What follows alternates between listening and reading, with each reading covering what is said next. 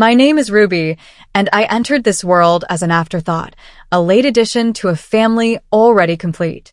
Born 12 years after my eldest sister, Sarah, and 10 years after Emma, I was a toddler when they were navigating the turbulent waters of adolescence. By the time my earliest memories took shape, fuzzy snapshots of crayons and sippy cups, Sarah and Emma were engrossed in the world of boys, makeup, and high school drama, far too preoccupied to notice their baby sister. Our modest home in suburban Minnesota buzzed with the constant hum of my parents' pride in their older daughters. Sarah earned straight A's again, they'd proclaim over dinner, their faces glowing. Emma made the cheerleading squad. They'd announce to neighbors, relatives, or anyone who'd listen. Meanwhile, I sat quietly at the table, pushing peas around my plate, feeling like a ghost in my own home, my presence barely registered. I was 4 when Sarah, at 16, brought home her first boyfriend. I remember peeking through the banister rails, my small hands gripping the wood, as a tall boy with spiky hair nervously shook hands with our dad in the living room. Emma, not to be outdone, started dating at 15. Both sisters were radiant, beautiful, confident, everything I wasn't yet. Their laughter filled the house, their achievements painted the walls. "Ruby, finish your homework," Mom would say absent-mindedly, her attention consumed by helping Sarah choose a prom dress or discussing college applications with Emma. I learned early to fend for myself, to retreat to my room with books or puzzles, to need little from a family whose spotlight was permanently fixed on my sister's triumphs. One morning when I was 7, Mom burst into the kitchen, her voice electric with excitement. "Sarah got accepted to Northwestern," she announced. The news sparked a flurry of celebratory pancakes, the sweet scent of maple syrup filling the air. I sat in my usual spot at the table, nibbling on my breakfast, invisible as ever. 2 years later, Emma left for college, and the house felt strangely empty, yet suffocatingly full of their lingering presence. Their bedrooms became museums, frozen in time, trophies gleaming on shelves, photos pinned to corkboards, memories preserved like relics. I carved out my own quiet space in the attic, where I found solace in solitude, teaching myself to draw and write stories, trying not to resent how every family conversation inevitably circled back to my sisters' dazzling lives. The real shift came when I was 15. Sarah, now married and settled across town, gave birth to her first child, a boy named Tyler. I still recall the day she brought him home from the hospital, the house alive with cooing and tears of joy. My parents, now grandparents, seemed to float on a cloud of pride. "You'll be such a wonderful aunt, Ruby," Mom said, squeezing my shoulder as we gathered around the tiny bundle. In that moment, I felt a spark of belonging, unaware that it marked the beginning of a profound change. At first, being an aunt was thrilling. Tyler was adorable, with chubby cheeks and a gummy smile that melted my heart. I loved making silly faces to coax giggles from him while Sarah and Mom chatted over coffee in the kitchen. But that warmth faded faster than I could have anticipated. It began with a seemingly innocent request one Saturday morning. "Ruby, could you watch Tyler for a couple of hours?" "I need to run some errands," Sarah asked, already slinging her purse over her shoulder. Before I could respond, she placed Tyler in my arms and was out the door, calling back, "Thanks, sis, you're the best." That moment set a new precedent. Every weekend, Sarah would arrive at our parents' house, hand off Tyler, and vanish for hours, sometimes to shop, other times for lunch with friends or a spa day, always claiming she needed a break from motherhood. "It's not fair," I complained to Mom one afternoon after Sarah had been gone for 5 hours, leaving me to cancel plans with my friend Jenny to meet at the mall. Mom barely glanced up from her magazine. "Family helps family, Ruby. Your sister needs this time to herself. You'll understand when you're a mother." Her words stung, dismissing my frustration as childish. At 16, the pattern escalated when Emma announced her pregnancy. "It's a girl," she squealed at a family dinner, sparking another round of celebrations. I forced a smile, but a knot tightened in my stomach. Sure enough, when Sophie arrived, history repeated itself with a vengeance. My weekends became a chaotic juggling act, chasing 3-year-old Tyler, who loved knocking over block towers, while soothing a fussy infant Sophie. Homework? That was a luxury reserved for rare moments when both kids napped, if they ever did. Jason asked me to the movies tonight. I told Dad one Saturday, bouncing Sophie on my hip while Tyler scribbled on our coffee table instead of his coloring book. Well, you should have thought about that before agreeing to watch the kids, he replied, his tone matter-of-fact. I never agreed, I muttered, my voice sharp with frustration. Sophie began to cry. Lower your voice, Ruby. You're upsetting the baby, Mom scolded from the kitchen. And stop being selfish. Your sisters need this support. The weight of those expectations pushed me to seek an escape. I started spending my free time in the school library, poring over college brochures, dreaming of places far from Minnesota. I threw myself into my studies, knowing that good grades were my ticket to freedom. Each A on my report card felt like a step toward a life where I could be more than a shadow or a babysitter. When my acceptance letter from Berkeley arrived, accompanied by a partial scholarship, I felt like I could breathe for the first time in years. But my family had other plans. During what they called a family council, and I called an intervention, Sarah suggested, the community college here has a great business program. You could live at home, save money, and help with the kids. Emma chimed in brightly. It'd be so nice to have you around for Sophie and Tyler.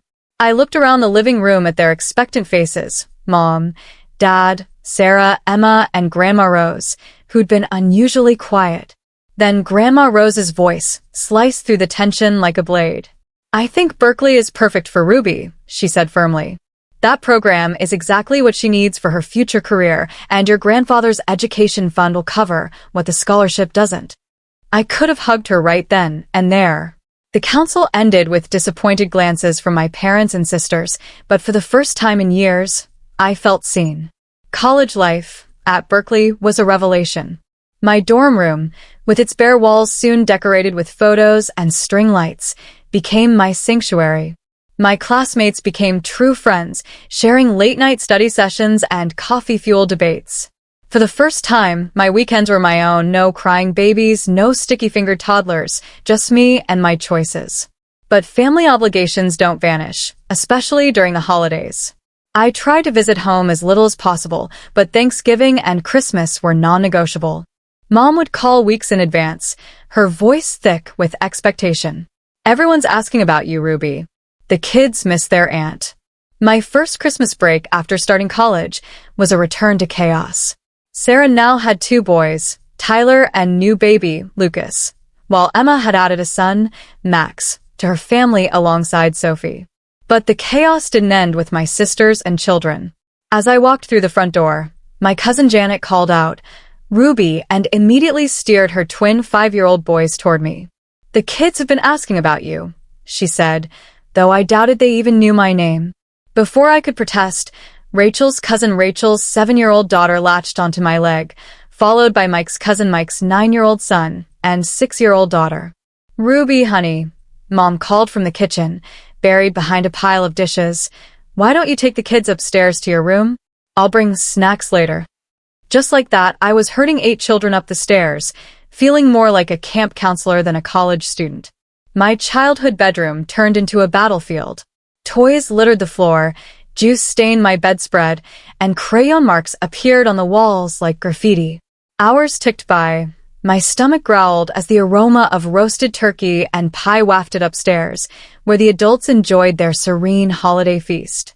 When Mom finally appeared with a plate of kid-friendly snacks, goldfish crackers and apple slices, she barely met my gaze. By the time I escaped downstairs at 8 p.m., after wrangling parents to collect their exhausted kids, I found the dining room deserted, save for dirty dishes and picked-over platters. Oh, Ruby, Emma said, already zipping her coat. Max was an angel for you, right? We've got to run, it's past his. Sarah followed, gathering her boys while chatting with Mom about New Year's plans. Janet wrestled her twins into boots, while Rachel and Mike carried their sleeping kids to their vehicles. Not a single thank you. Not one person asked if I'd eaten.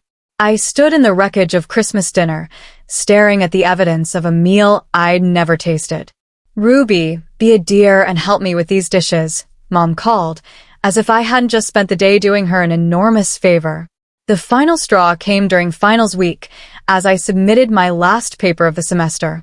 My phone buzzed with Mom's annual pre-Christmas update, but this one made my blood run cold. "Sarah and Emma are coming with the kids," it read, her tone cheerful.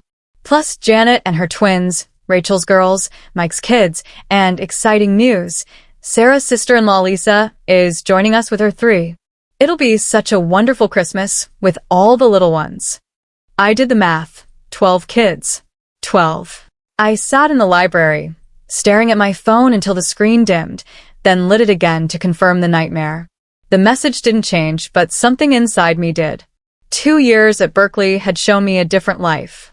My roommate, Kate, returned from holidays with stories of real family time, board games, movie nights, shared meals. My friend Jessica's biggest holiday complaint was fighting over the TV remote with her brother. I realized I deserved more than being the family's unpaid childcare provider. I hadn't replied to Mom's message about the Christmas gathering. Instead, I packed my bag for the holiday break with an unfamiliar sense of calm, a quiet resolve settling in my chest. For the first time, I wasn't dreading the holidays, not because the chaos would be any less, but because I had a plan. The days leading up to Christmas felt deceptively ordinary. I helped Mom in the kitchen, the comforting aromas of her signature dishes, pot roast, honey-glazed ham, and her famous apple pie, filling the house with warmth. I decorated the Christmas tree, carefully hanging the lopsided ornaments I'd crafted in elementary school alongside the delicate glass baubles Mom reserved for the tree's front. Each ornament I placed felt like a small act of reclaiming my place in the family, a quiet assertion of my right to exist beyond the role they'd assigned me. Christmas Day arrived with a whirlwind of activity. Cars pulled into our driveway one after another, each unloading more chaos than the last. Sarah arrived first, her boys, now 5 and 3, tumbling out of the minivan, their energy uncontainable. Emma followed close behind with Sophie and Max, their chatter adding to the growing din. Sarah's sister-in-law, Lisa, showed up with her 3 children, all under 7, their high-pitched squeals piercing the air. Then came the rest of the relatives, cousin Janet with her twins, Rachel with her daughters, Mike with his son and daughter, each family adding to the swelling crowd of children. From my perch in the corner of the living room, I watched the noise level rise like a tide, the house transforming into a circus of laughter, cries, and clattering toys. Sarah made her way toward me, her youngest balanced on her hip, the older one tugging at her sleeve. "Ruby," she called, her voice carrying that familiar tone, the one that signaled she was about to offload her parental duties. "The boys have been so excited to see you. They can't wait to play with their favorite aunt." She was already nudging them in my direction, her movements practiced, as if this were a routine we'd rehearsed 100 times. But this time was different. This time, I stood my ground, my heart pounding but my resolve unshaken. "No," I said, my voice steady despite the adrenaline coursing through me. "I'm not watching the kids today. I'm here to enjoy Christmas like everyone else." The room didn't fall silent. There were too many children for that, but a ripple of shock moved through the adults. Sarah's mouth dropped open, her expression a mix of confusion and indignation. Mom froze in the doorway, a plate of sugar-dusted cookies in her hands, her eyes wide. Dad looked up from his newspaper, his eyebrows climbing toward his hairline. "But who's going to watch all the kids?" Emma's panicked voice cut through the living room, her tone bordering on desperation. I turned toward the stairs, glancing back just long enough to catch Mom's helpless shrug and the bewildered looks on everyone's faces. The sight almost made me laugh. They looked as if I'd announced Christmas itself was canceled. My feet carried me up the familiar staircase, past the gallery of family photos showcasing my sister's countless achievements, Sarah's graduation, Emma's cheerleading trophies, their smiling faces frozen in moments of glory. I entered my childhood bedroom, the soft click of the door closing behind me feeling like the punctuation at the end of a very long sentence. I flopped onto my twin bed, the same one I'd had since middle school, and let out a long, slow breath, savoring the quiet. Downstairs, the muffled sounds of chaos continued. Adult voices rising and falling, children crying, the occasional thump of something dropped or thrown. Fragments of conversation drifted up through the floorboards. Can you believe her? So selfish. In my day, I smiled to myself. Let them talk. Let them finally face the reality of parenting their own children. My phone buzzed with a message from Kate. Did you do it? Did you finally stand up to them? I typed back. Operation Freedom is in progress. Currently hiding in my room while they figure out how to parent their own kids. A knock on the door interrupted my texting. Ruby.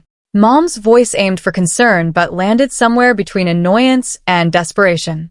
The children are asking for you. I stayed sprawled on my bed, unmoved. I'm busy, Mom. Her sigh was audible through the door, followed by the sound of her footsteps retreating down the hallway.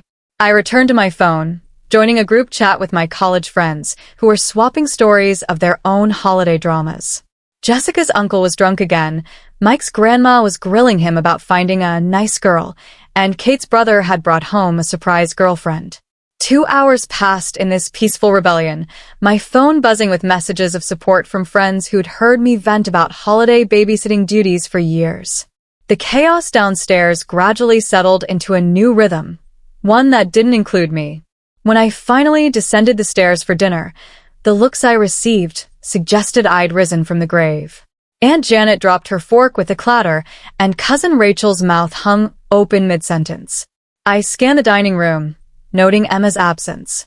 Through the doorway to the living room, I saw her attempting to organize a game with the children, her usually impeccable hair falling loose from its elegant updo, a stain of unknown origin marring her festive sweater. Taking my seat at the adult table, a first in recent memory, I surveyed the spread before me. The food was still hot, still fresh, still untouched by tiny hands. No lukewarm leftovers, no picked-over remnants, no half-eaten children's portions. I filled my plate with Mom's honey-glazed ham, Aunt Janet's sweet potato casserole, and Cousin Rachel's famous green bean dish, the clinking of silverware against plates barely masking the tension in the room. I was halfway through my first proper holiday meal in years when Sarah snapped. She'd been watching me eat with the intensity of a hawk eyeing its prey. Well, she announced to the table, her voice dripping with sarcasm, looks like someone's gotten too big for their boots at college. Seems they've forgotten all about sisterly duties. I took my time with a spoonful of mashed potatoes, deliberately savoring the creamy texture before responding. The food was exquisite when you got to eat it fresh. Funny thing about sisterly duties, I said, my voice calm but firm. I don't recall seeing free babysitter in any sisterhood manual. Maybe you could point out that chapter, right after the part where parents are supposed to watch their own children. The gasps around the table were almost comical. Aunt Janet clutched her pearls, literally, as if we were in a movie. Cousin Rachel became suddenly fascinated with her green beans, while Uncle Mike seemed to be trying to vanish into his dinner roll. Mom and Dad exchanged their patented, disappointed, but avoiding a scene look. Dad's fork hovered halfway to his mouth, and Mom's smile tightened around the edges. But instead of the lecture I braced for, Mom cleared her throat and asked Uncle Mike about his new job. The conversation limped back to life, though everyone kept sneaking glances at me, as if expecting me to sprout a second head. I just kept eating, relishing every bite of food that hadn't gone cold while I changed diapers or cleaned up juice spills. About 20 minutes into dinner, Emma appeared in the doorway, looking like she'd survived a battlefield. Her Christmas sweater now sported juice stains alongside the earlier mystery substance, and her hair had completely abandoned its elegant updo. Sarah, she called, her voice tinged with desperation. Could you? Sarah shot me one last, withering look before pushing back from the table. The sisters swapped places, Emma collapsing into the vacated chair, her exhaustion palpable, the kind of bone-deep fatigue I'd known every holiday for years. She filled her plate mechanically, but couldn't resist shooting me a glare between bites. I met her gaze, shrugged, and returned to my meal. After finishing my plate, including 2 servings of Mom's apple pie, a luxury I'd never had time to enjoy before, I quietly excused myself from the table. No one protested. No one asked me to help clean up. No one demanded I take a shift with the kids. The next morning, sunlight filtered through the living room windows as I came downstairs, still riding the high of my peaceful Christmas evening. That feeling evaporated when I saw them. Mom, Dad, Sarah, and Emma, seated in an unmistakable ambush formation. Sarah didn't waste time. "What kind of performance was that yesterday?" she snapped, her voice sharp enough to cut glass. "Making us look like bad parents in front of everyone." I sank into an armchair, surprisingly calm. "Performance? You mean me wanting to enjoy Christmas like everyone else? I'm tired of being the unpaid, unappreciated babysitter while you all get to have an actual holiday." "But you never complained before," Mom interjected, her brow furrowed with confusion. I couldn't help but laugh, the sound bitter. "Never complained? I've been complaining for years, Mom, but it was too convenient to ignore me, wasn't it? Too easy to exploit the good little sister who never makes waves." They all started talking at once, their voices a cacophony of accusations, guilt trips, and reminders of sisterly duty and family obligation. Dad listed all they'd done for me over the years. Mom emphasized how well they'd raised me, and my sisters alternated between manipulation and outright attacks. I let them exhaust themselves before speaking again. "They're not my children," I said, my voice quiet but unyielding. "I didn't give birth to them. I didn't decide to have them. They're your responsibility, not mine, especially during the holidays, when I'm supposed to be relaxing too." Sarah, sensing an opportunity, played what she thought was her trump card. She stood, her face flushed with anger. "Well, maybe it's time someone taught you a lesson about gratitude. Let's see how you manage without Mom and Dad paying your college tuition." The room fell silent. I watched Mom and Dad exchange uncertain glances, clearly blindsided by Sarah's threat. But instead of panic, I felt a strange relief. The truth was finally out. I stood slowly, meeting Sarah's gaze. "Actually, Sarah, Grandma's been paying my tuition from Grandpa's education fund. You know, the one that helped you through nursing school and Emma through business school. And even if that weren't the case, I have a partial scholarship. Plus, unlike some people, I'm not afraid of working to support myself." Without waiting for a response, I turned and walked upstairs. It took me less than 10 minutes to pack my bags. I'd gotten good at traveling light. As I descended, Mom and Dad called after me, their voices a mix of anger and panic, but I was done talking. I walked out the front door, letting it close on their protests. The winter air stung my cheeks as I headed to my car, but I barely noticed. The drive back to campus was serene, each mile stretching the distance between me and the weight of their expectations. One by one, I blocked their numbers: Mom, Dad, Sarah, Emma, each tap on my phone screen severing another link in the chain that had held me down for years. My dorm room welcomed me back with its blessed simplicity. No scattered toys, no sticky fingerprints, no constant clamor of children demanding attention. Just my books, my laptop, and my thoughts. January passed in a blur of new classes and quiet weekends. February brought snow and a newfound peace, free from family drama. I threw myself into my studies, made plans with friends, and for the first time in years, felt like I was living my own life, not existing in the margins of everyone else's. Then, one cold Saturday morning in late February, I glanced out my dorm window and saw them, Mom, Dad, and Emma, standing in the parking lot, looking out of place among the students rushing to class. My first instinct was to pretend I wasn't there, but something in their posture, uncertain, almost vulnerable, made me pause. They didn't look like authority figures, they looked like people who'd driven 4 hours to right a wrong. I met them in the lobby. Emma spoke first. "Can we buy you coffee? We'd like to talk." The campus cafe was quiet that morning. We sat at a corner table, steam rising from our cups, the silence heavy with unspoken words. Mom broke it first. "We've been doing a lot of thinking," she began, her fingers nervously tracing the rim of her cup. "After you left, we had some long conversations as a family. Very long conversations." Emma met my eyes, her expression raw. "Ruby, we were wrong. All of us. We took advantage of you for years and called it family duty to make ourselves feel better about it. Dad cleared his throat, his voice rough with emotion, as if the words had been rehearsed, but still felt heavy on his tongue. We didn't realize, or maybe we didn't want to realize, how unfair it was, Ruby. You deserved your own holidays, your own time. You deserved to be treated like an adult, not the family babysitter. His eyes, usually so steady, flickered with a rare vulnerability, and I noticed the lines etched deeper into his face, as if the weight of this admission had aged him. I took a long, deliberate sip of my coffee, letting their words settle over me like a soft blanket. The cafe's warmth contrasted with the February chill seeping through the windows, and the faint hum of conversation from nearby tables gave me a moment to process. Mom leaned forward, her hands clasped tightly around her mug, her eyes brimming with sincerity.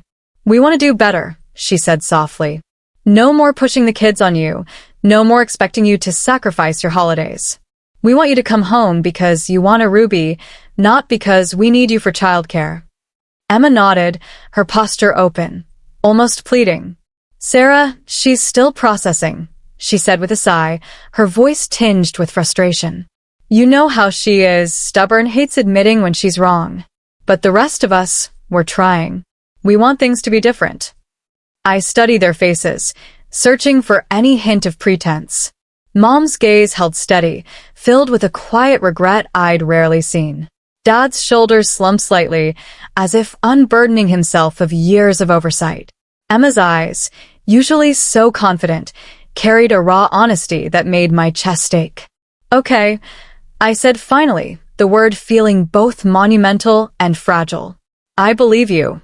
That evening, after they'd left the campus, their rental car disappearing into the snowy dusk, I sat on my dorm bed, phone in hand.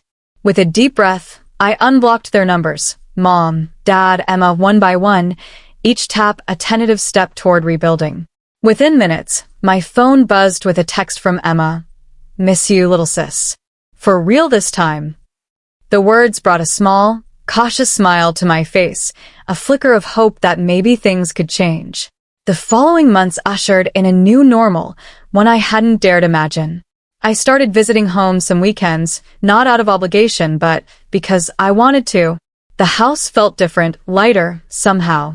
When Emma brought Sophie and Max, she watched them herself, her eyes never straying far from their playful chaos. Once, she even hired a babysitter, a cheerful college student who wrangled the kids with an ease I envied. Mom stopped orchestrating those forced family bonding moments that always ended with me herding a pack of children while the adults sipped wine downstairs. Instead, we shared quiet moments, helping her knead dough for her famous cinnamon rolls, or laughing over old photo albums, just the two of us. Sarah, though, remained a shadow in this new dynamic. We still haven't spoken. Sometimes, I catch glimpses of her life on social media.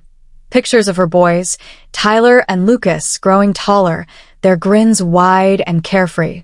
A pang of nostalgia hits me, remembering their chubby toddler hands in mine, but it's tempered by the memory of being taken for granted. Part of me hopes she'll realize what she did, that she'll reach out first with an apology that carries weight.